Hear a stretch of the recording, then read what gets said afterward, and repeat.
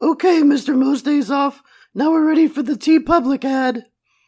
Head over to tpublic.com/bestdarndiddly right now to support our show. Get yourself some Best Darn Diddly merchandise and help grow our podcast. I messed up there. Can I get another take? Okay, just a second. Out of the way, amateur. Hey, it's Krusty. Go to tpublic.com/bestdarndiddly. Hey, it's Krusty. Go to patreon.com/bestdarndiddly. Go to popthreads.com and save 15% with the discount code Simpsons. Hey, it's Krusty. Go to bestdarndiddly.com to get all your podcast needs from the greatest show on earth. Learn from a professional, kid. All right, Krusty. We're ready for your take. Krusty?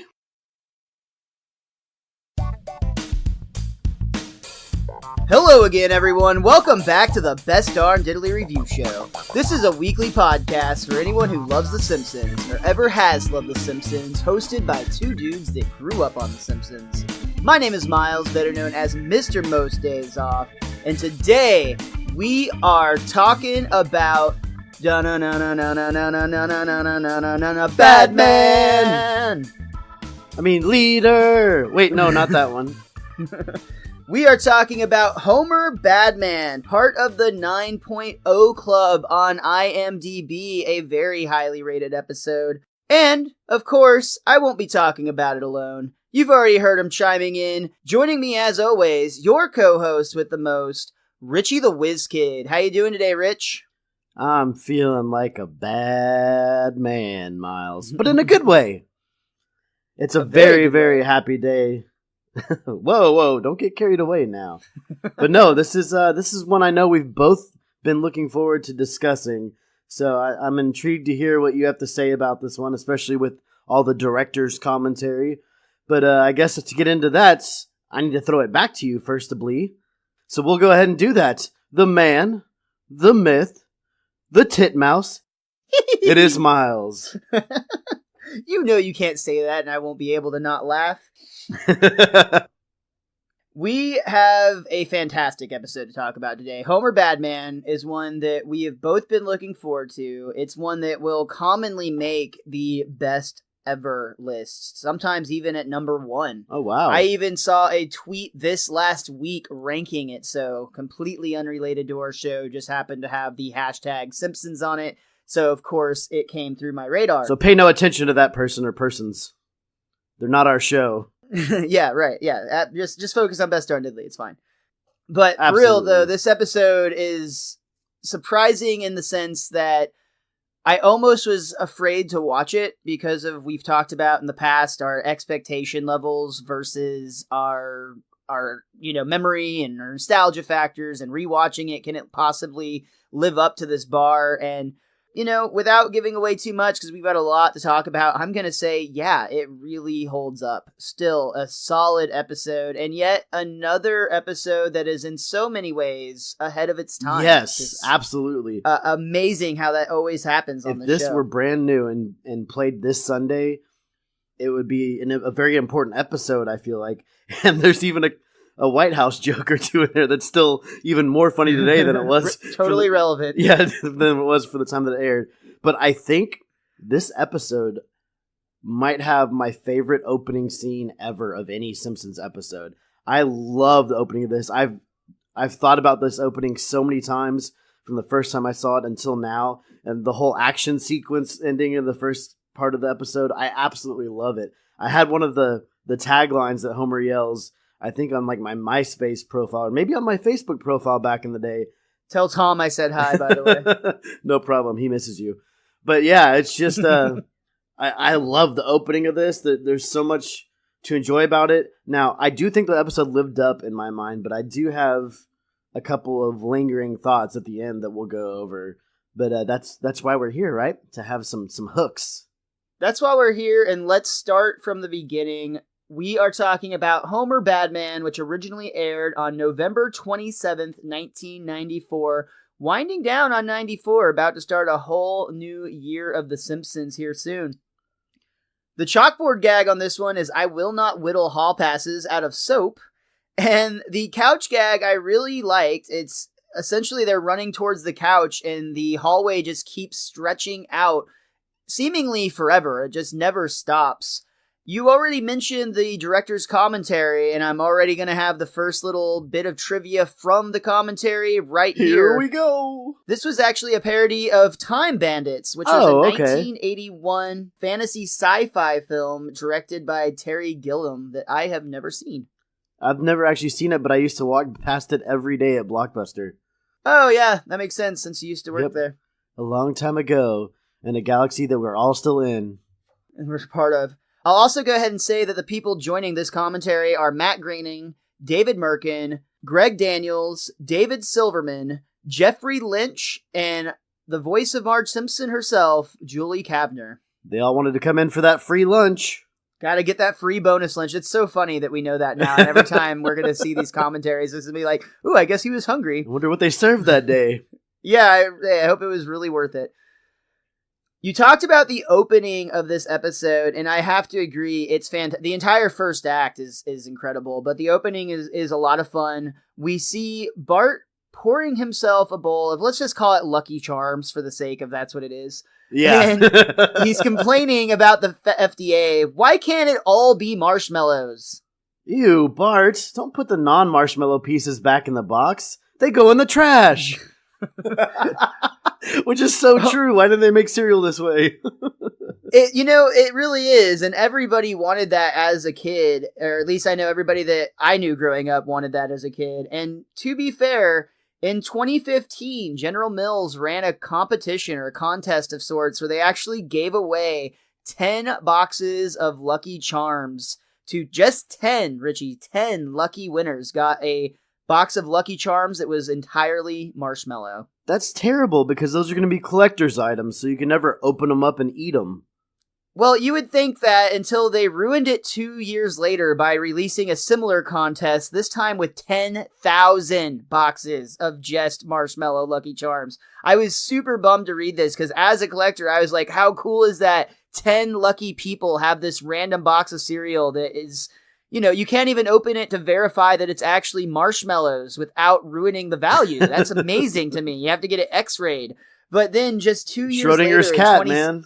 It's Schrodinger's Lucky Charms, but in this case, it was just 2 years later. In 2017, they released 10,000 additional boxes, just completely shitting on these 10 lucky winners. I mean, how crappy must that feel to one day you're special, 1 in 10 people, and the next you're 1 in 10,010.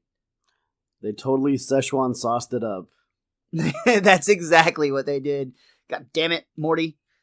What are we going to do here? Why does he sound like Krusty? Damn it! Homer sees his kids squabbling about the all marshmallow sugary cereal and says, "Ooh, you like sweets, kids? I know a place that's sweeter than sweetness itself. In this sweet place, earthly donuts are sour as poison. You'd spit them out, you would." Sounds like Grandpa in that moment, kinda. Yeah, not too far from the tree, I guess. I'm talking about the Candy Industry Trade Show. Hee-hee! How did you get tickets? They hid them in every millionth Krusty Klump bar and Krusty Klump bar with almonds.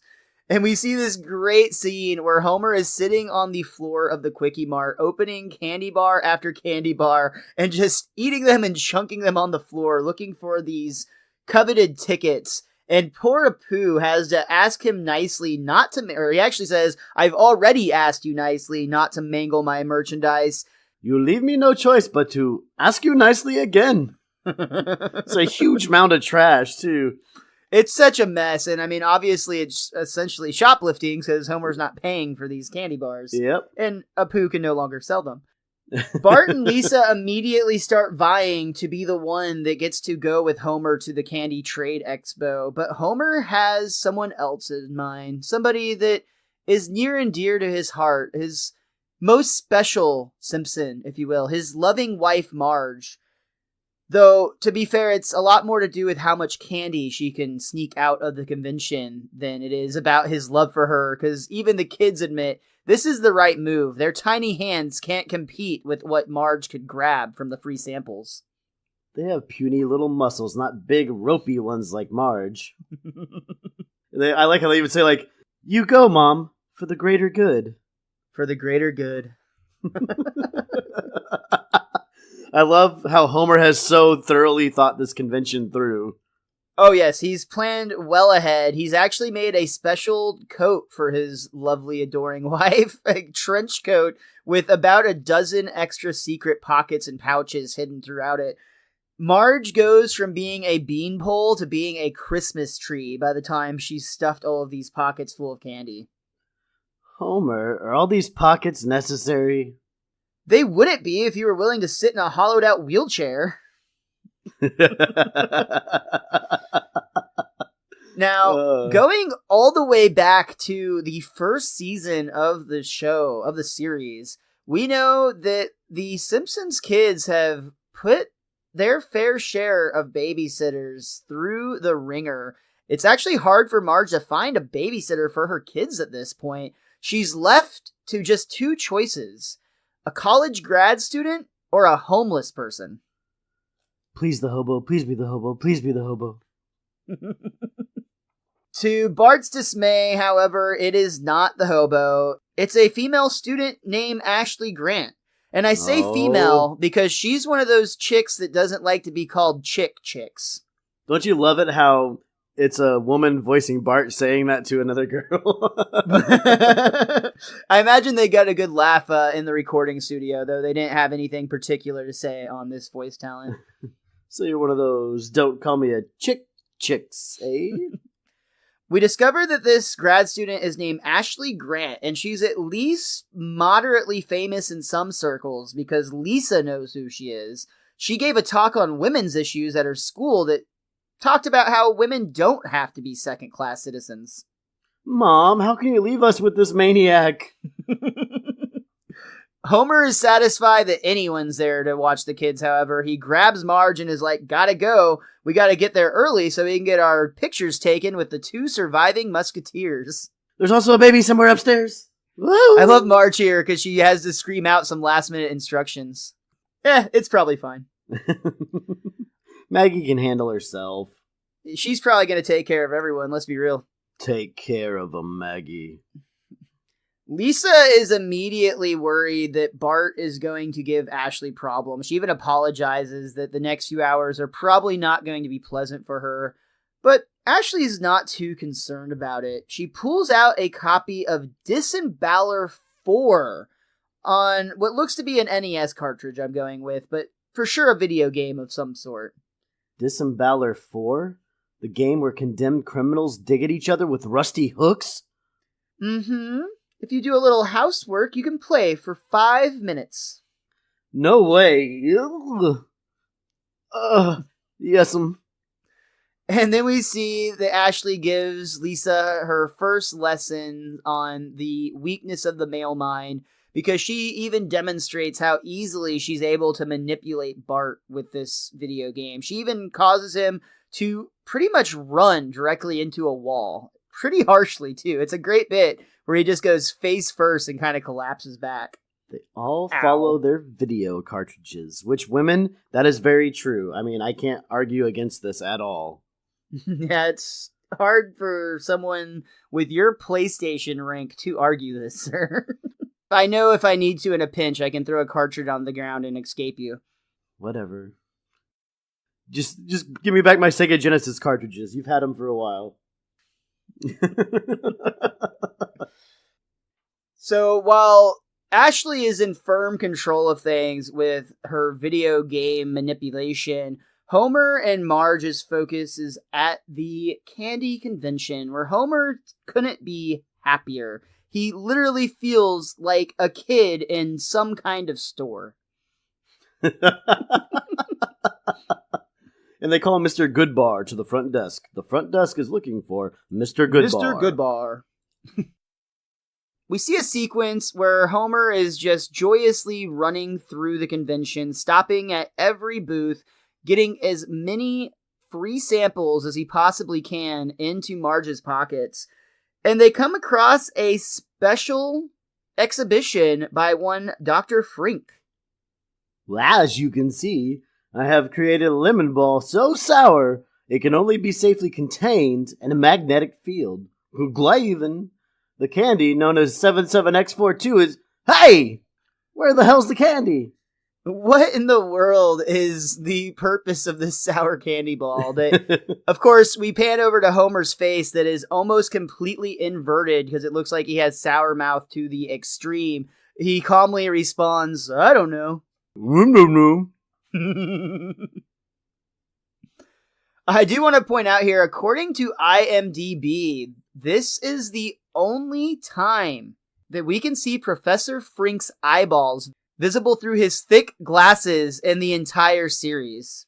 You know, I didn't even realize that, but you're absolutely right. Now looking back, I can see his little dot on his eyes, which is an uncommon thing for him. Good catch there, commentary. It was actually IMDb on this one, and it was something that I did not notice the first time through, but once it's pointing out, it's like, wow, that definitely is not normal. It doesn't look right at all. You can instantly see that it's just slightly off when you get a good look at the animation, which actually, I meant to point out, when we first got to the candy convention, they do a sweep across the crowd outside of the convention trying to get in, and we get this great long shot where it actually holds for a moment on a Simpsons character from the straight POV, which we've talked about in the past, makes Simpsons characters look absolutely terrifying. So there was two sequences where things were a little bit off right here at the beginning of this episode. Well, I'm guessing for Professor Frink that sometime between now and the next time we see him, something in his office or his laboratory goes terribly wrong, which causes him to have to get thicker glasses. I'm just going to say that because that's the only thing that makes sense. He realized safety first and made glasses with goggles. Sure, we'll fix the timeline. Deadpool timeline style. Restored. Yes. Homer and Marge continue to go throughout the exhibition, where Homer comes across a man selling wax lips, the candy of 1,000 uses. Like what? 1, a humorous substitute for your own lips. Mm-hmm. Keep going.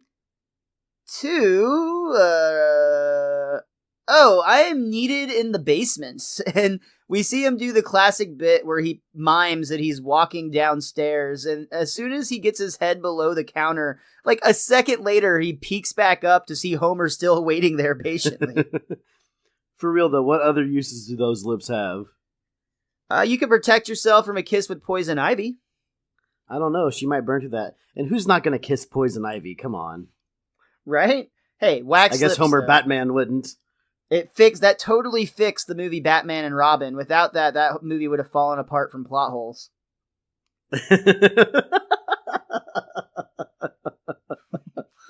Oh, you Batman and Robin. Finally, Homer and Marge arrive at one of the coveted items on display at this exhibit. We see at the Jolly Gummy Bears display... This is after Marge pulls out celery and is told to put sugar on it. Oh, yeah, I missed that. You're totally right. Marge actually gets harassed by security for trying to eat vegetables, which is great. But at the Jolly Gummy Bears display, we see the one-of-a-kind Gummy Venus de Milo. They hibernate in your colon. I love that they actually have the Gummy Venus on a display case that's slowly rotating, and as her face comes into view and she so more or less becomes eye to eye with Homer, so to speak, she actually winks, or in Homer's mind, I should say, the Gummy Venus winks at Homer. Yeah, if it actually winked, I would never want to see that thing ever. Yeah, you definitely do not want to eat it if it winked at you. At least not till you cook it first. You're going to have a small itchy inside you that's axing its way out. To be fair, it's an itchy with no arms or legs. What harm could it really do? It's just going to bite you a lot. They fight and bite, man. They literally fight and bite. That's true. That is true. Homer is immediately infatuated with this gummy. Must have rare gummy. Marge, distract the salesman. No, I won't make a spectacle out of myself any further.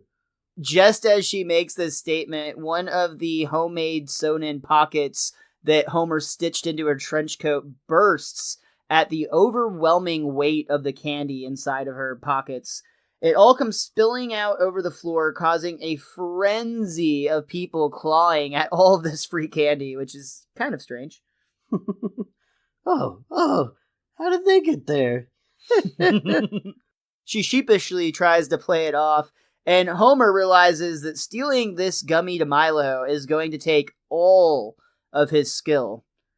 And then he reaches back and just punches straight through the glass, causing an alarm to go off, grabbing it and running. Halt! Run, Marge! Save the booty! Which, we recently had to do this exact same trick, except with a Fabergé egg instead of a Venus de Milo gummy. Very true. Shout out to the Ultimate Escape game in Dallas, which was a lot of fun. We played the heist scenario where Richie and I were tasked with stealing a Fabergé egg from an art museum, and we totally succeeded with less than 2 minutes on the clock. Woohoo! I think it was a little more than 2 minutes on the clock. I think we got an 8-second overlap there. But either way, we were awesome. I was going for dramatics, man. I know. We already talked about this a few episodes ago. A good story is way more important than the truth, my friend. Next time I tell it, we had 3 seconds left on the clock. I've done it with less than 3 seconds before. That's what she said. It's that epic moment in Legends of the Hidden Temple when the green monkeys come running out with the item as the clock hits and they totally give them the prize. Those kids went to space camp that week. Homer and Marge are fleeing the scene. Everybody is running behind them. Security's trying to stop them, but Homer has a plan. He happens to run by a display with Pop Rocks and grabs a packet and then kicks a Coke machine until a soda pops out. Of course, we all know combining any cola with Pop Rocks is going to cause a lethal explosion. And we get this highly dramatic moment where Homer is fleeing in slow motion from the front doors of the building. See you in hell, candy boys! He throws the can of Coke with the Pop Rocks attached to it into the crowd, and there's a giant explosion that sends Homer flying from the building. This is basically a parody of any action movie, really, but they did say specifically that this is actually a shot-for-shot from a sequence out of the movie Demolition Man from 1993, starring Sylvester Stallone and Wesley Snipes, which is actually a really cool movie if you're in the mood for, like, a generic action movie. Like, I'm not telling you this is Oscar-worthy or is going to, like, change your life in a meaningful manner. But if you just want to see two dope dudes fight each other and then get frozen and then come back in the future and fight each other some more, this is a movie you're going to want to see. And see that Taco Bell still exists in the future? Yeah. That's true. You should sponsor us, Taco Bell. That's a sponsorship right there. But no, Yo this is what quiero Taco Bell on BDD. Or Day, excuse me. Me gusta. But no, this is literally what I was talking about earlier. This is my favorite opening, I think, ever on any Simpsons episode. Just, I've yelled the "See you in hell, candy boys" so many times in my life. And I just love the over-enthusiastic kick Homer gives to the soda machine to get it out and how dramatic everything looks. I honestly never realized, though, that it was from Demolition Man. So now I know the roots of where this comes from. But it's still so fun and so fantastic. And I love watching him slow-mo dive away from an explosion. I love when they do these references to movies that don't end up really making it into the annals of history. Like, really, probably not that many people remember Demolition Man. Or, you know, if it does, it's a small pocket of people versus something like even, I don't know, other movie parodies they've done, like Clockwork Orange. The Shining. Yeah, anything like that, they're going to have a much bigger cultural impact. But I always just like to think about the Simpsons writers, like one night, they're like, you know what? Fuck this work. Let's go see a movie. What's playing? Oh, there's not much out. How about Wesley Snipes and Stallone beat each other up for like an hour and a half? Yeah, I could watch that. And then they go, and then the next day at the writer's room, they're like, yeah, we don't really have any ideas. What should we do here? Oh, I know. Let's do a shot-for-shot of that movie we saw last night. And I'm sure that's not how it goes at all, but that's how it goes in my head. And until I'm told otherwise, that's how it's going to remain. That's the tooth. So Homer survives this explosion unscathed, and we will not hear about the impact of this explosion at this convention hall ever again. So for all we know, everyone in the building died. Or it was all in Homer's head the whole time. Maybe it was entirely, maybe there's just a can of Coke fizzing violently in the floor and a really angry custodial crew is having to clean it up the next day. But back at the Simpsons home, we see Marge still wearing that now completely stuffed trench coat of candy, and we see two little mounds moving around, almost like you would see in cartoons when there's like a hedgehog running underground or a gopher, things like that. But these mounds are moving all around Marge's coat, and we hear the kids yelling out things like, "I found a big caramel deposit at the small of her back. I'm coming."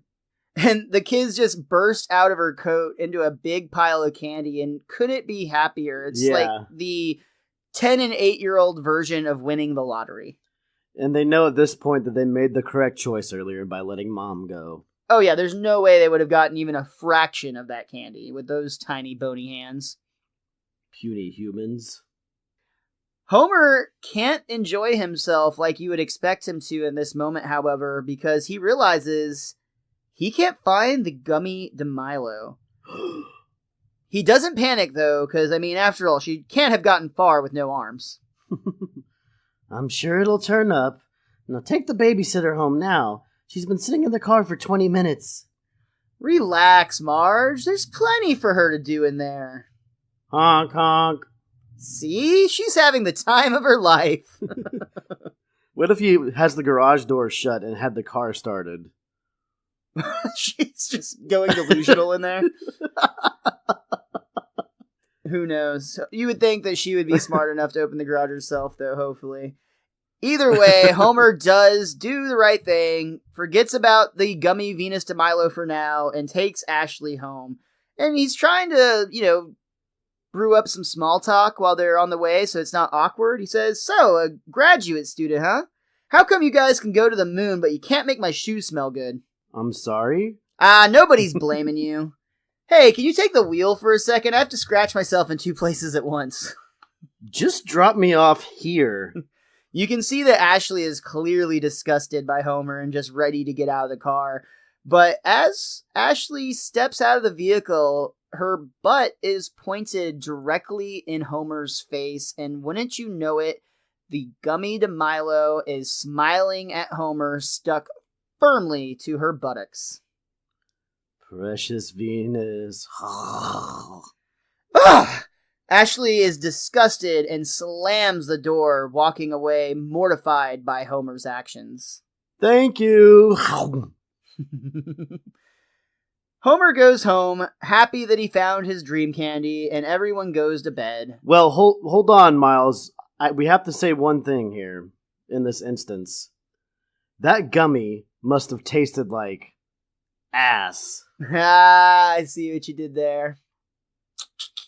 Yeah, good one. That's the show, folks. We're not going to get any better than that. We'll see you next week. We see back at the Simpsons home, the children are coming downstairs, and they look to be quite miserable. I think they may have overdone themselves with candy. They're both holding their stomachs and moaning, especially when Homer points out there's lots of candy left for breakfast. Oh. Marge recognizes that the kids have overdone themselves, so she recommends they give it to some needy children. No. They lie down on the candy pile, and you can tell they're miserable as they try to defend their stockpile. They don't really want it, but even worse is the idea of giving it away. Things are going to take a bad turn for Homer Simpson, though, here. Because outside of the Simpsons' home, a mob has formed, and Homer fears the worst. He fears that the candy conventioners have tracked him down. Outside, he sees it's not the candy convention. No, it's Ashley and a group of young women, seemingly from the college campus. There he is. There's the man that sexually harassed me. Whew, for a minute there, I thought I was in big trouble. It's just the... Doe! And Homer's light bulb moment is going to take us out of the first act and into our first break. We're going to go ahead and take a few moments to hear from some buddies of ours. We'll be right back with Act 2 of Homer Badman. What's up, UFOnauts? It's your UFO guy, Rob Christofferson. Have you ever been curious about the UFO phenomenon, but unsure of where to start? Have you ever wondered about just what crashed at Roswell? Have you ever wanted common sense advice about licking UFOs? The answer's don't. Then check out the Our Strange Skies podcast, where we dive into America's rich UFO history and uncover what these sightings say about ourselves. You can find us on Apple Podcasts, Google Play, Stitcher, and most podcast apps, as well as Facebook, Twitter, and Instagram. Don't forget to look up, because you never know what you'll find in Our Strange Skies. In Gray we trust. Go check out the excellent collection of t-shirts available at popthreads.com and use our discount code Simpsons at checkout to save 15% on your order. It helps out our show and it saves you a little bit of dough. Thank you again for listening to the Best Darn Diddly Review Show, and thank you for supporting our sponsor, popthreads.com. 2, 4, 6, 8. Homer's crime was very great. Great meaning large or immense. We use it in the pejorative sense. We come back from our first break and start the second act with the same crowd of protesters outside of the Simpsons' homes, chanting chants like the one you just heard and holding signs such as, "You pinch, we lynch," and "Homer, Badman." Hey, that's the name of this episode. What? Homer is pleading with Marge, saying, "Honey, I swear I didn't touch her. You know how bashful I am. I can't even say the word titmouse without giggling like a schoolgirl." At any rate, I believe you, and I think you should go outside and straighten this out. Some of their chants are very catchy and memorable. To be fair, that's more important than your actual cause in a lot of these situations. Not saying that's how it should be, but that is how it is. Yeah, and I do have one issue with this scene. It's that before we went to break, I believe Homer was clothed in like his usual white shirt and blue jeans outfit. But when we come back from break, he's actually in a bathrobe or a shower robe or something. So obviously for the joke that's coming up, they had to do that. But I'm pretty sure he just magically switched clothes during the commercial break. Hey man, that's just a part of his body. It's not a joke. That's hateful. It's not a joke for Marge. Homer does go out to confront these protesters, and immediately he's told by Ashley, "You grabbed me in the car." Oh, that's... No, I was just grabbing a gummy Venus de Milo that got stuck on your pants. Yeah, right. That's the oldest excuse in the book. Boo! Come on, I'm a decent guy. And just as he talks about being a decent guy, Richie already mentioned he's wearing his bathrobe, and a strong breeze blows through the yard, revealing Homer's little Homerino, we'll say, and disgusting the crowd. So this is 2 weeks in a row that this has happened? No, that happened 2 weeks ago with Willie. Yeah, under the kilt. That's true. Yeah, that was 2 It was a episodes sting, ago. Simpson. The little Willie got released.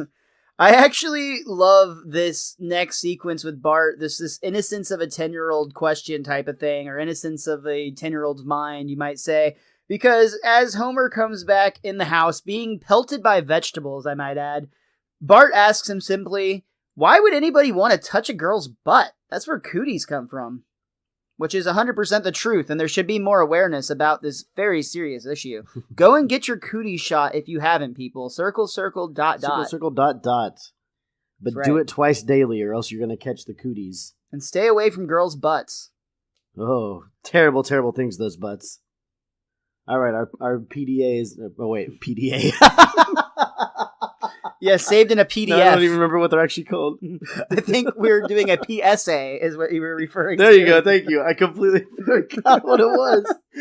Public That's displays of affection by grabbing the butt are totally not recommended when you are 8 or 10 years old.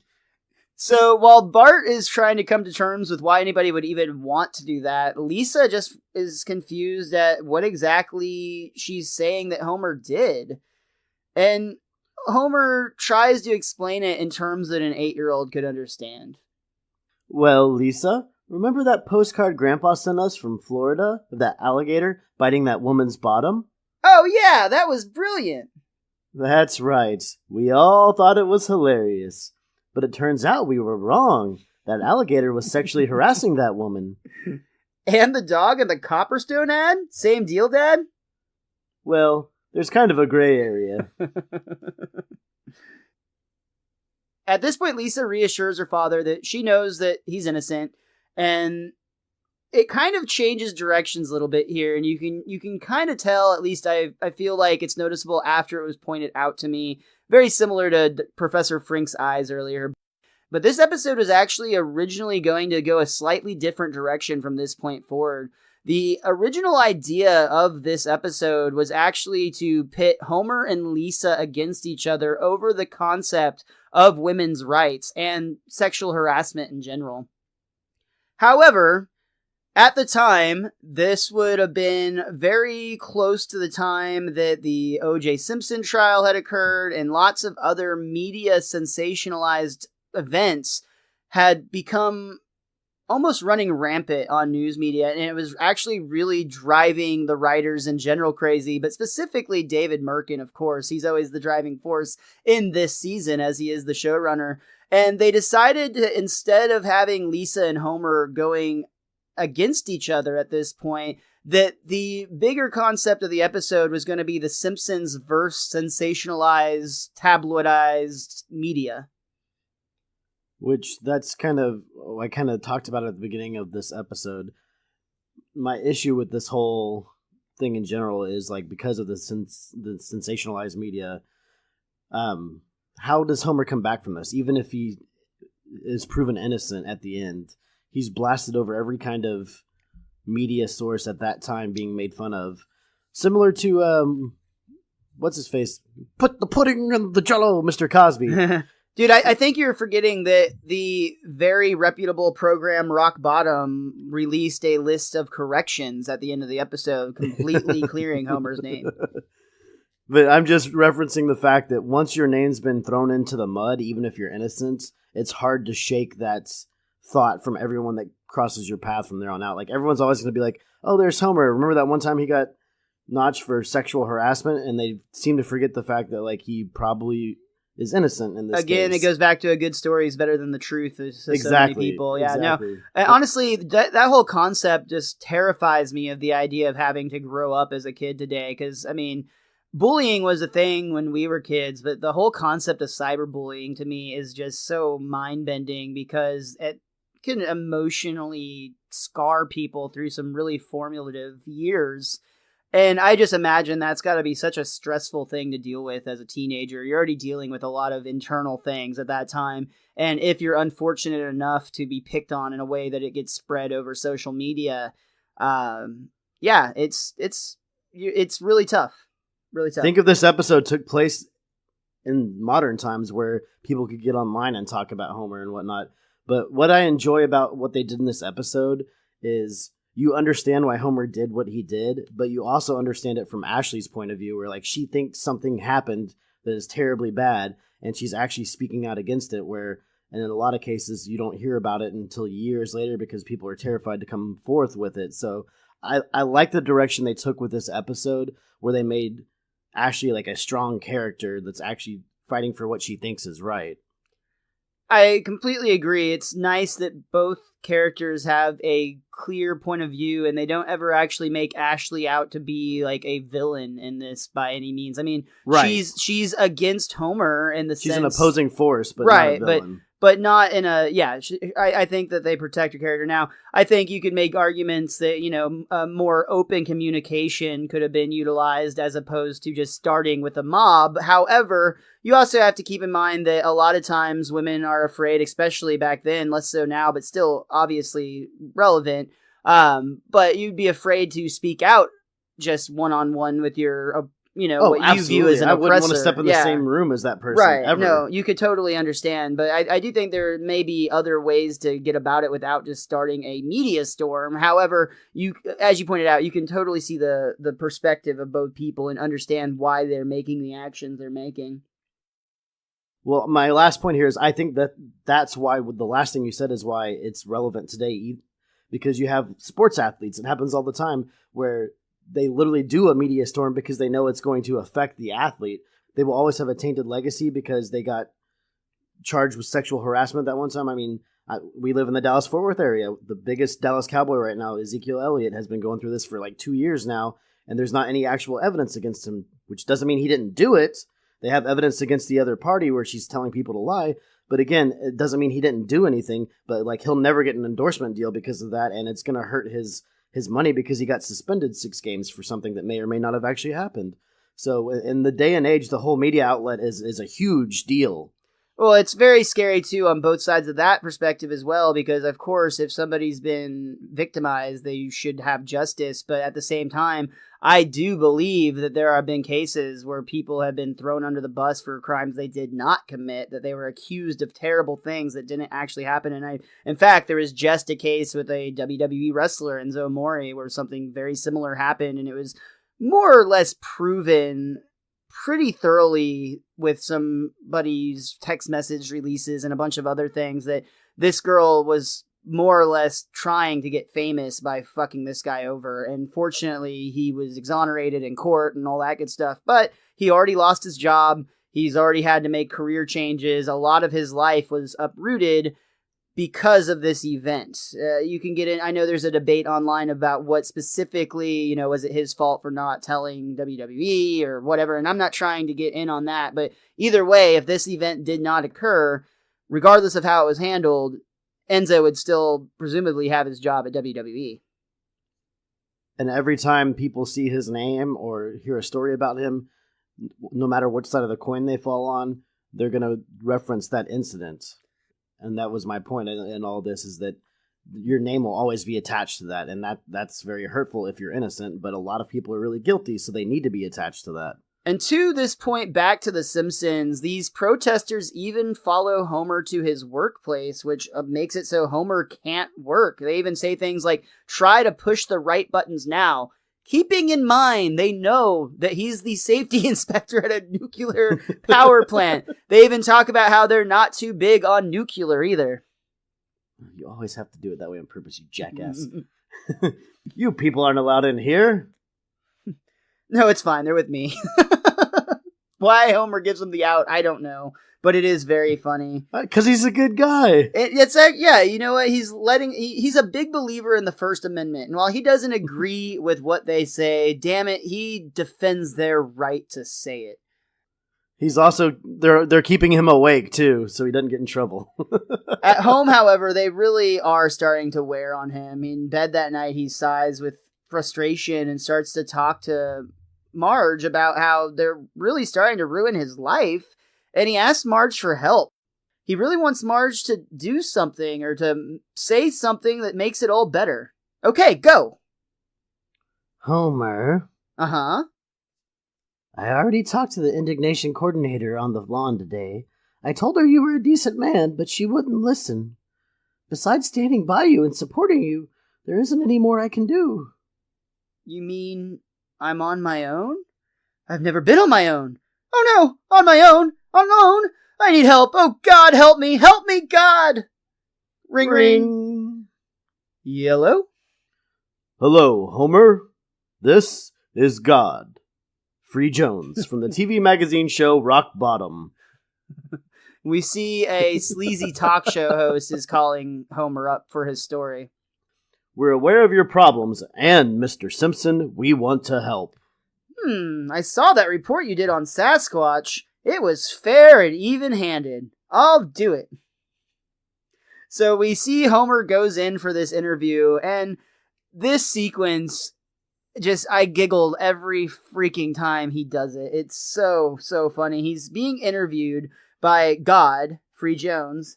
He says, someone had to take the babysitter home. Then I noticed she was sitting on the gummy Venus, so I grabbed it off her. Oh, just thinking about that sweet, sweet candy. Oh, I just wish I had another one right now. But the most important thing is... That was really great, Mr. Simpson. We got everything we need. Okay. Say, can you introduce me to that Sasquatch? I like his style. And everybody on the crew just runs in opposite directions when he says scatter. That. I don't know why, but that part, I was like... We've been found out, run. But this is the one issue I have with this bit, and I understand why they couldn't animate it this way, but the entire time Homer's saying that snid bit, the clock behind him is at 5 o'clock the entire time.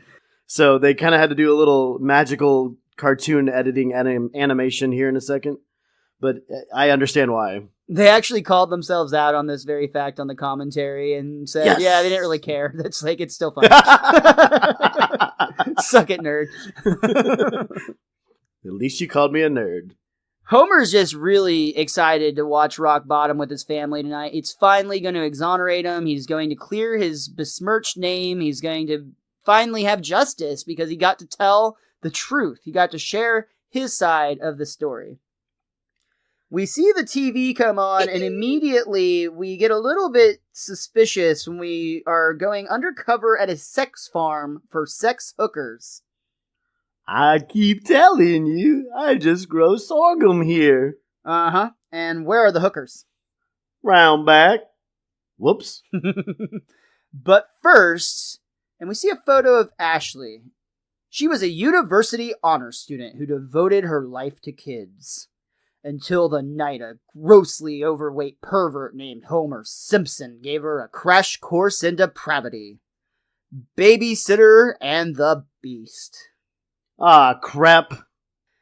So, we see the same interview we just saw a moment ago with Homer Simpson, only something just doesn't quite seem right about it. And as Richie already pointed, it's obviously spliced, and you can even see the clock jumping around like crazy in the background as Homer is Why would you have a supposedly clock on the giving wall while this you're filming interview. this? Well, and not to mention that the Godfrey Jones guy is clearly outside while Homer is clearly in a studio. It just doesn't make sense at all, but that's what makes it funny. it's the same interview. It starts out, somebody had to take the babysitter home. Then I noticed she was sitting on her sweet can. Oh, I grab her. Sweet can. Oh, just thinking about her Sweet can. I just wish I had sweet can. So, Mr. Simpson, you admit you grabbed her can. What do you have to say in your defense? And we see them pause, clearly paused on a VCR because there's even static distortion, which for those of you too young to realize, if you've never watched a movie or a show on VHS, if you pause a VHS, you actually have static lines that come throughout the screen that were very clearly visible on this screenshot they were using. They tried to capture Homer in a pose that made him look homicidal, I suppose. Mr. Simpson, your silence will only incriminate you further. No, Mr. Simpson, don't take your anger out on me. Get back! Get back! Mr. Simpson, no! Dramatization may not have happened. I love, too, as he's yelling out, get back, get back. You can just tell the person with the camera is just pushing the camera into the picture, or they're zooming in slowly on the picture. To make it look like Homer's coming at the camera. The swift ball of justice did not bounce in Homer's favor. No, not at all. But it's okay. Homer's got one more plan. Marge, kids, everything's going to be just fine. Now, go upstairs and pack your bags. We're going to start a new life under the sea. This is the great thing that everyone remembers, where Homer's dancing under the sea with fish. I think Lisa's playing with like a seahorse. Marge has some kind of squid, and Bart's using the xylophone on some clams. And Homer proudly sings, "Under the sea, under the sea. There'll be no accusations, just friendly crustaceans under the sea. Do do do do do do do." And he starts eating every single fish, seahorse, crab. Man, he bites the head off that lobster. The crab just spits out the tail. I don't know how he did that. I love that he just leaves the skeletons of all these sea life animals. So it slowly goes from this pleasant Disney-like animation to this almost horrific style, something you'd see in a Tim Burton movie as opposed to a Disney film. Under the Sea. Yeah, it's literally Tim Burton's take if he remade The Little Mermaid. Homer, that's your solution to everything. To move under the sea. It's not going to happen. Not with that attitude. And you know what? Homer is right. Because as we all know, in one of the episodes years down the road where they flash forward into the future, Marge and Homer, I think, separated at one point, and Homer lives in a condo or something under the sea. Like, Marge ends up coming over. So Homer will live out his fantasy eventually. Man, The his Simpsons fantasy. predict everything. Absolutely. So good for you by sticking by your dreams, Homer. Yeah, true. I love, though, Marge is trying to console her husband and saying, you know, Homer, if you just wait, this thing is all going to blow over. Only a helicopter, then, a news helicopter specifically, swoops over the house and... literally blows over the house. Yeah. Well, I love, Homer actually says, it didn't blow over, Marge. Nothing ever blows over for me. And then the helicopter's force actually blows his car straight over. When it rains, it pours, man. When it rains, it pours. Poor Homer. But it gets worse. The next morning, we see the helicopters are getting as many candid shots as they can, and they get a shot of Homer through the bathroom window coming out of the shower. And in a panic, he kind of falls and crashes through the shower curtain and lands wrapped up in it on the bathroom floor. Simpson scandal update. Homer sleeps nude in an oxygen tent, which he believes gives him sexual powers. Hey, that's a half-truth. He quickly changes the channel to Sally Jesse Raphael, where we see a woman crying. I don't know Homer Simpson. I never met Homer Simpson or had any contact with him, but I'm sorry, I can't go on. That's okay. Your tears say more than real evidence ever could. Oh, God. Again, though, that's the sad truth, and that's the whole point of this episode. Yeah. That's what Merkin specifically really wanted to shine a light on, is how terrible the idea of this is, but it's absolutely how things run. And I'll even point out that this episode was made in 94. In 2004, they're doing the commentary, and they talk about how much worse it had gotten in that 10-year span, and we are now 14 years removed from the commentary track recording, and we've got a fucking reality star running the White House. I mean, things have gotten ridiculous, not to mention the concept here that this is all about catching everybody on camera, and of course we'll get a little bit more into that later, but everybody now has a cell phone camera in their pocket. Well, as long as everyone's recording each other at all times, we have nothing to fear. Exactly. But for now, we get a few more flashes through the television as Homer turns to another station where we see... I love this one. Today on Ben, mothers and runaway daughters reunited by their hatred of Homer Simpson. And here's your host, Gentle Ben. We see a bear with a fucking helmet with a microphone strapped to it walk out into a live studio audience. And the amazing things is he's actually responding to these women who signal that they have a question for him. I love this. I just have one thing to say. Let's have less Homer Simpson and more money for public schools. Yay! Oh, Ben, I have a question. Only this poor woman happened to be sitting right next to the craft service table. So Ben, the giant grizzly bear, on his way to answer this woman or let this woman speak into his microphone, gets distracted by the food and starts going crazy. Immediately, a team of Ben security guards come out. It actually says like Ben Watch or Ben Patrol or something on their backs, and they all start tasing this poor animal. No, Ben, no! And then it goes to, like, the standby, like, technical difficulty screen. Like, as the bear is falling into the crowd, though, like, it cuts away to the standby, like, as it looks like a whole bleacher of these fans are about to get crushed. But I love the picture that's on screen during that time, because it's literally the bear gently holding a woman's hand while she's, like, upset. Good old Gentle Ben. The way Ben's holding her hand just cracks me up. Though one more channel turn will bring us to Fox, where an announcer proudly announces... That should be good. It's Fox Night at the Movies. Homer S. Portrait of an Ass Grabber, starring Dennis Franz. Ooh, portrait. Sounds classy. Doesn't it? The family just kind of looks away from him, though. And on screen, we see Dennis Franz, who is actually, probably everybody would recognize him. He's a very well-known actor, most notably for his role on NYPD Blue, which he was on that show forever. And it was really popular during that time, if I'm not mistaken. Yeah, he's not as active In now, but 94. it does not list him as retired, so he could still pop up in a movie here and there.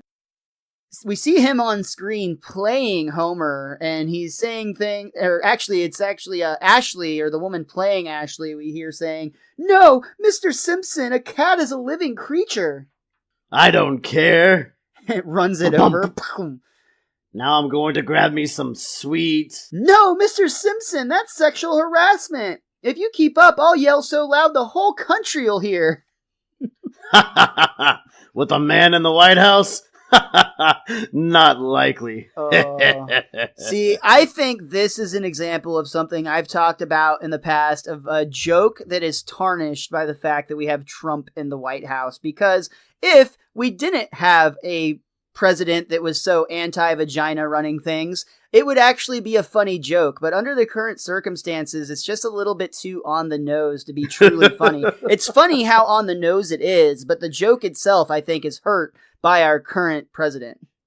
I literally, like, when I heard that line, I laughed. I go, oh, crap. Right? It's like almost cringy. Yeah. It's literally how you respond. Yeah. Like, it's really funny until you realize how true it is, and then it makes you really depressed. It's depressed is a good word for it. It's surreal how crazy bad it has gotten. But you know what? We'll talk more about that on our 100th podcast special coming up in just a few short weeks, where I, myself, MrMostDaysOff, will be debating Donald Trump as we both march forward on our campaign trails to the White House. Remember, hashtag MrMostDaysOff for president. And I will do my best to mediate both sides equally and fairly and unbiased. I think that's important, Richie. You need to make sure that you do not lean towards my side of things just because we're co-hosts. And I want to give Donald Trump every opportunity to present himself as fairly as possible and reasonably as possible. That's all we can do here at the Best Darn Diddler Review Show. You may be waiting for him to, like, surprisingly drop in right now and interrupt this, but it's not going to happen. Except Final for this time. one date. Yeah, just this one time. We've secured our non-existent. Oh, you guys have phone a date lines. now. Yeah, our non-existent phone lines have been secured. We figured out the problem. What's not secure is the Simpsons' home, because talk about invasion of privacy. They can't get any shots of the Simpsons through the windows or the doors because they're all sealed up. So they get an infrared camera. It's actually Kent Brockman making the announcement. "This is hour 57 of our live round-the-clock coverage outside the Simpson estate. Remember, by the way, to tune in at 8 p.m. for highlights of today's vigil, including when the garbage man came and when Marge Simpson put the cat out. Possibly because it was harassed. We don't know. Of course, there's no way to see into the Simpsons' home without some kind of infrared heat-sensitive camera. So let's turn it on." Now, this technology is new to me, but I'm pretty sure that's Homer Simpson in the oven, rotating slowly. And you get a classic image. It's an infrared image. Think it's Predator. A turkey. Yeah, if you haven't seen the Predator, that's what it looks like. Or if you've seen the Predator, that's what it looks like. But yeah, it's very clearly a turkey cooking in the oven that they identify as Homer J. Simpson. They also even talk about how his body temperature has risen to over 400 degrees. He's literally stewing in his own juices. And finally, let's check in with the results from our phone-in poll. 95% of the people believe Homer Simpson is guilty. Of course, this is just a television poll, which is not legally binding. Unless Proposition 304 passes, and we all pray it will. Oh. Which I feel like that's still, even though that's not something that actually happens today, with social media and media in general today, it feels like it's almost true in this day and age. Whatever the people think online and social media, and whenever people attack somebody on social media, it pretty much means that person's guilty in this day and age. It's hard to come back from those things, but I think we've talked enough about that concept for now. Let's move on through the script. Homer is getting a little bit depressed. He realizes he doesn't have a friend in the world. But just then a few friends show up. Moe, Barney, they come from the bar. And Dr. Hibbert for some reason. and Dr. Hibbert's with them for some reason, even though I guess he must And Lenny's be there hurting too. for money. Yeah, it's a group of his friends from the bar. And at first, Homer's relieved. He says, "Oh, Marge, it's a miracle." And then Moe addresses Homer's protesters. How can you judge this man without talking to the people who know him best? We got the real dirt on Homer Simpson, and the bidding starts at 10 G's. Ooh, I bid 10 G's. 10.5 G's. That makes me laugh every time, even though it makes no sense. Homer is downright hitting rock bottom at this point, and he even says, "I need a hug." To which his family actually hesitates. There's a long pause before they finally give him the comfort he seeks. He even has to ask them, "Why did you hesitate?" Sorry, Dad. We do believe in you. We really do. It's just hard not to listen to TV. It spent so much more time raising us than you have. Oh, maybe TV is right. TV's always right. And as Homer walks upstairs dejected, Bart and Lisa actually start hugging the TV. Are you hugging the TV? No. Mwah, Mwah, mwah, mwah. And they actually start kissing the TV in addition to hugging. Yeah, that wasn't Bart and Lisa kissing No, each yeah, other. just for to the be record. clear, yeah, they're kissing the television.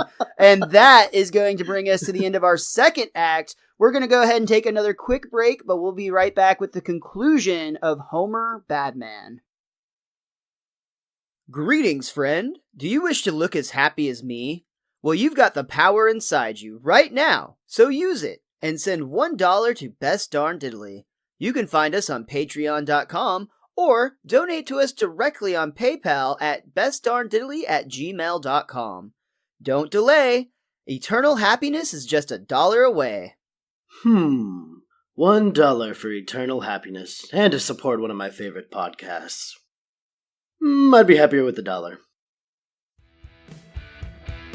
Rising from the depths of a state called Michigan, two inebriated dorks prepare their plan for intergalactic domination. Mixing their extensive knowledge of geek culture with their insatiable thirst for alcohol, these two man-children bring you a show like you've never heard before.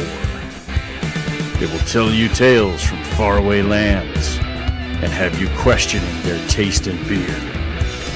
But make no mistake, friend, for the best coverage of your favorite comics, films, and TV shows, there's no better source for you to get your fix.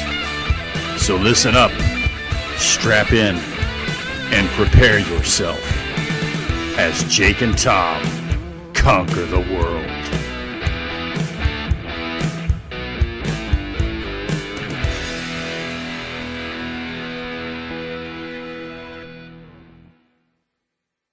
Back for the third act, Homer has once again turned to the only place he finds comfort, the television.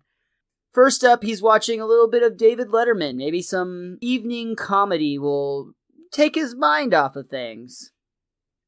And the number one reference that I'm running into the ground is... Homer Simpson! Of course, this is not what Homer wants to watch, so he quickly changes the channel. Ay, ay, ay, es Homer Simpson. Me ha molestado. Oh. While Bumblebee Man was sniffing a flower, he gets firmly pinched on the buttocks and immediately responds to Senor Simpson. Oh, I like it better when they're making fun of people who aren't me. I know. Evening at the Improv. They never talk about anything beyond the 1980s. See, I think about weird stuff, like what would happen if E.T. and Mr. T had a baby? Well, you'd get Mr. E.T., wouldn't you? And you know, I think he'd sound a little something like this. I pity the fool who doesn't phone home. Ooh, I wouldn't want to be Mr. T right now. And just then, with a little laugh, things are already brightening up because Marge rushes in to let Homer know that the kids have come up with a great idea to clear his name. The media's making a monster out of you because they don't care about the truth. All they care about is entertainment. Well, you need a forum where they don't even know the meaning of the word entertainment. public access television. Ah, but those shows all look so crummy. Well, we could dress it up a bit. We can bring a fern and a folding chair from the garage, and the most decorative thing of all, the truth. And the entire family just blankly stares at Marge while she says this. But they go on with their production. They actually book a little time on public access, and they start set dressing to the best of their ability. Even Abe Simpson is there to help. He's hanging up the American flag behind Homer's podium. There are only 49 stars on that flag. I'll be deep in the cold, cold ground before I recognize Missouri. Which, to be fair, I counted the stars on that flag as best and as quickly as I could. I only counted 38 stars. That's all I have. Well, Lisa gets the show started by announcing it's time for the Innocence Report with Homer Simpson. Hello, I am Homer Simpson, or if some of you wags have dubbed me, Father Goose. You know, everybody believed the worst about me right away. Nobody cares that I didn't do it. But I didn't. Okay, look, I've done some bad things in my life, but harassing women is not one of them. Like one time, we were having this race with the stupid old tiny bicycle with the big wheel in front, so I figure, we'll see about that. So I get this big chunk of cinder block, and... oh, gotta go. Innocent. And that's all it took for Lisa to be ecstatic with her father's performance on this sole project. Because immediately... she knows not to expect too much. Immediately, she's like, Dad, you did it! I'm so proud of you! The switchboards are lighting up. Yay! 2 calls. That's our best ever. Hello? No, Janice doesn't live here. Hello? Yes, I am interested in long-distance savings. Very interested. So even though it's a record night at public access television, neither of the 2 calls were anything to do with Homer's video. And seemingly, while it may have been produced well enough, likely nobody watched it. Homer's upset. Oh, poor Homer. He is now at home attempting to make the only thing he has left, homemade Prozac, which as he taste tests it, he decides, needs more ice cream. Oh, just when you hear that and you're looking at what he's eating, it's like, oh god. Concealed gel. But just in that moment, there's a knock at the door, and Homer goes and answers. To which we just see the front wheel of one of those bikes that has the giant front wheel and tiny little back wheel that Homer was just insulting. We can't even see the man who's riding its face. We can only see his waist down, so basically just his legs. And he boldly declares, "So, you don't like the old-time bikes, huh?" And he gives Homer a very swift kick in the face, so much so that some of the Simpsons writers, including George Meyer, even protested that this was unnecessary, though Merkin just responded that if anything, he wanted to make the kick harder. Of course he did. And then away with the penny farthing bicycle man. But almost as soon as he rides off, the doorbell rings once again. And this time, we see none other than groundskeeper Willie at the front door. Homer, I love amateur video, and your show is the most amateur video I ever saw. My hobby is secretly videotaping couples in cars. I didn't come forward because in this country it makes you look like a pervert. But every single Scottish person does it! And in the Scottish tradition, Willie pulls out a VHS tape and pops it in the VCR, and they first see Mayor Quimby with not his wife. Oh, baby. Oh, yeah. Oh, baby. Ah, no, that's Mayor Quimby.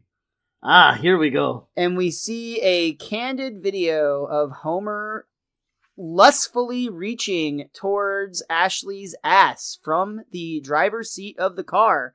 But you can also clearly see the gummy Venus de Milo stuck to her butt, just as Homer claimed. we see it from exactly how it happened earlier, and now we all know, or we already knew, but everybody knows what the audience watching the show knows, and that is that Homer is truly innocent. And now even Lisa knows that they can take this to Ashley, who's a reasonable person, as we've already talked about, and she will see that her father, Lisa's father, truly isn't a bad man. You know, the courts may not work anymore, but as long as everybody is videotaping everyone else, justice will be done. And that is the darkest line of this whole episode, because, again, this was in 1994. And at this time, we talked about how, even at 94, people underestimated how much they were videotaped at all times because of closed-circuit television cameras at almost every location you go to. It used to not be as bad in the 90s. By 2004, it was worse. And in 2018, cameras are so cheap that it's estimated that people underestimate how often they're on camera by a multiple in the thousands. Because you're probably you're probably recorded as a human, or as a person in the United States, at least. I don't know about the numbers. Yeah, as an animal too, but no, as just a person, a member of society functioning in the United States. Everywhere you go, I just saw a report where it goes through an average day, and it's very likely that you might end up on over 1,000 cameras just in one typical day. Like, you have things like going to the store, going to the bank, going to work, driving through a school zone, other various business complexes, and the majority of your hours you're on camera. And not to mention, again, that everybody literally has a phone in their pocket that they could be recording with at any time. So this think of just Snapchat and Instagram alone, man. Like, people have their camera out and they're on recording all the time. I mean, we record ourselves for Behind the Diddley, which you should totally check out on YouTube. But it's funny to think about the concept that we are probably on video of other people's video, I should say, like recording those. Like when we record at the movie theaters, when we go to see movies on Friday, we're probably on Cinemark's closed circuit television, and somebody's there like, what the fuck are these guys doing? That Popo was recording us that one time. That's true. We did that last recording right next to a cop, and I'm pretty sure he thought we were crazy. Not to mention all the times I've stolen from Walmart. I mean, let's be real. Please sponsor us, Walmart. It'll even out in the end, we promise. Totally. We'll stop stealing. We'll recommend people actually pay for their stuff. Again, we are in character. Stops from saying stop stealing. We are in character when we make this show, so anything we just said was a bit. Totally. Not based on any real persons, real or fake, or whatever South Park says. Intentional or on accident was for parody only. Purely coincidental. Yeah, there you go. That's what we're trying to get to. So, all is forgotten. Lisa shows Ashley the tape. She says, Homer, I thought you were an animal, but your daughter said you were a decent man. I guess she was right. And Homer proudly declares, you're both right. Even in that moment, he can't help himself. And you know what?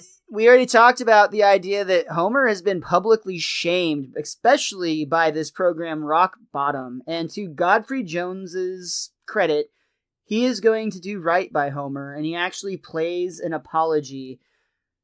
He says on camera, in our mad pursuit of the scoop, we members of the press sometimes make mistakes. Rock Bottom would like to make the following corrections. And very similar to the time that Bart Simpson was credited on the Krusty the Clown show, we see a scroll of corrections come by that is going way too fast for anybody to actually read. It's absolutely not visible. However, I will say that because of IMDb, we can see all of the corrections that at least are visible in the time we see the screen include: People's Choice Award is America's greatest honor.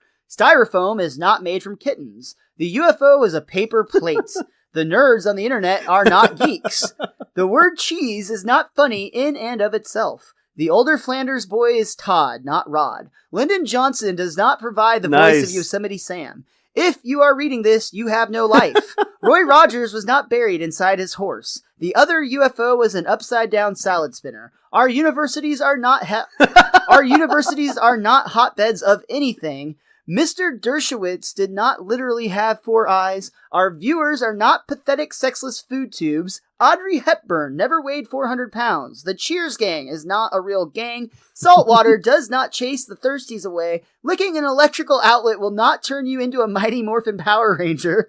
Cats do not eventually turn into dogs. Bullets do not bounce off of fat guys. Recycling does not deplete the ozone. Everything is 10% fruit juice. The flesh-eating virus does not hide in ice cream. Janet Reno is evil. V8 juice is not 1/8 gasoline. Ted Koppel is a robot. Women aren't from Venus and men aren't from Mars.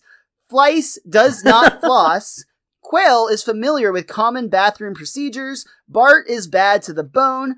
Godfrey Jones's wife is cheating on him. The Beatles have not reunited to enter kickboxing competitions. The bug on your TV screen can see into your home. And everyone on TV is better than you. Plus, the people writing this have no life. I will point out, however, not mentioned anywhere on that list was anything to do with Homer Simpson. Wow. But they said they saw it, so that means just while the camera wasn't on the TV, then it came by. Yeah, keep in mind that we only were on this for just a couple of seconds, so the idea that all of this got across is actually quite absurd, and there was a longer amount of time that we saw the Simpsons react to all of the corrections. And at one point, that's when I think it was Bart or Lisa says, "Oh, there you are, Lisa Dad." says, "There's you, Dad." Yeah, there you go. After Ted Koppel is a robot. Immediately after this apology, Godfrey Jones immediately goes into a teaser for what's happening tomorrow.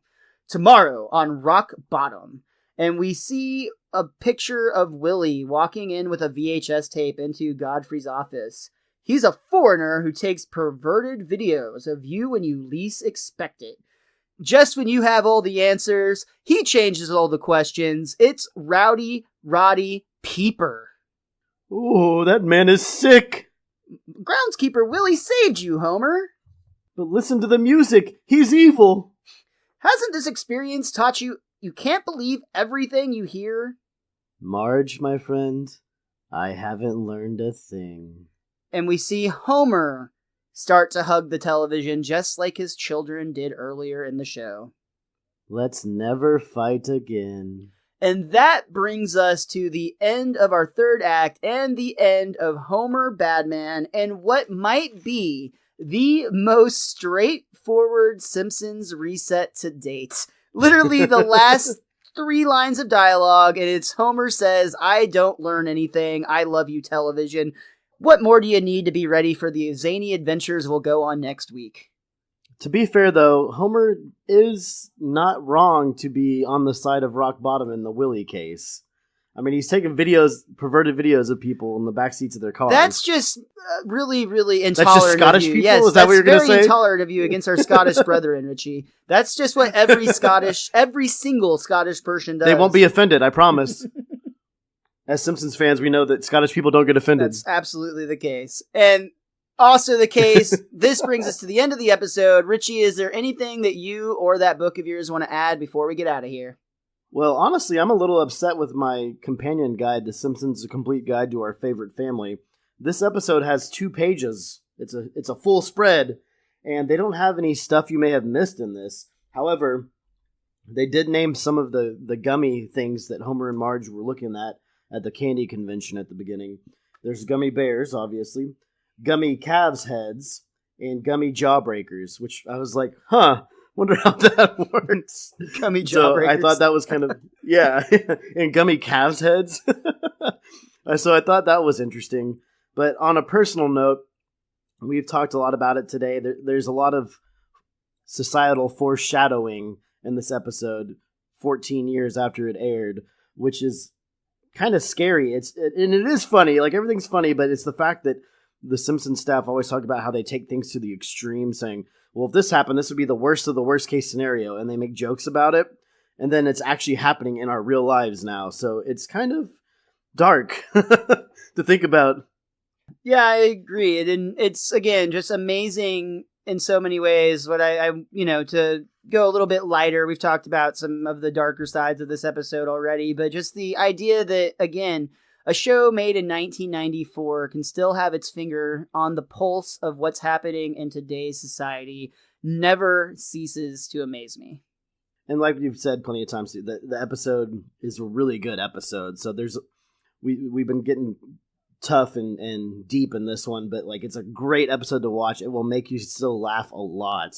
It's just interesting to see it from today's modern point of view. And if you're not tired of sex talk on The Simpsons, wait till next week. Yeah, true story. Now, it's going to be hard to make this declaration just as early as we are in the series, but I just have a hard time imagining that this doesn't make the top 5. It is such a good episode. One more fun fact just to leave us on a fun note, and shout out to all of our listeners in the UK. This last fact is for you, because this episode was the very first Simpsons episode to be rated 12 by the BBFC, which is the British Board of Film Classification. All previous Simpsons episodes up until this point had been rated PG by their standards, but this episode was rated PG-12, which I guess is probably similar to our PG-13, I'm guessing, and hopefully I didn't screw that up. Correct me if I'm wrong or if I mess that up. Shout out to Chris Manley and Big Nick over there, 2 of our winners from the worst contest ever. So, let me know if I fucked that up, but again, believe all previous episodes were rated PG, and this episode was the first to be rated PG-12 because of the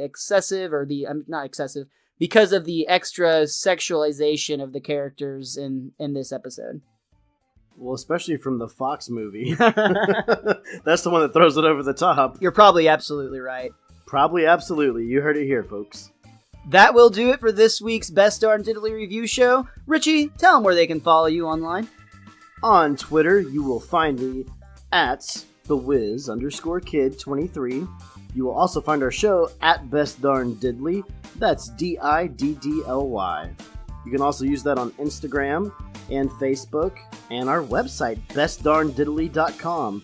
So do your bestest, your darndest, and your diddliest to get on there for us. I am at MrMostDaysOff. That's going to work pretty much everywhere. Hey, if you have a minute, please take a couple seconds out of your day and write us an iTunes review, or subscribe to us on YouTube, or tell a friend, or an enemy, or a family member, or anybody, again, Simpsons writer. Anybody that has ears then wants to listen to a podcast. We just had a great interview with Mike Reese a few episodes ago. Maybe introduce them to that one and see if it takes.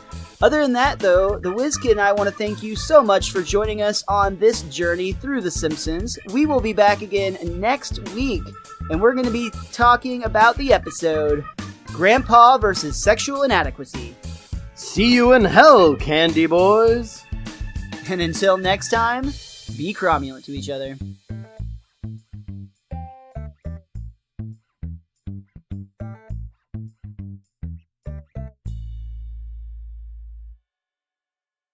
Robo! Sushi Jackknife is a weekly show about depressed children's characters, dead soul of my mother that lives in the moon, and and apathetic Jorge shook his head no and walked off. Christmas Tubaman, You've been brought here on a mission of the most high import, Tubaman. planets of miserable slugs. So on this giant slug planet, I can't get over this idea. Giant slug planet. I really, there's one musical slug, just one? Just one.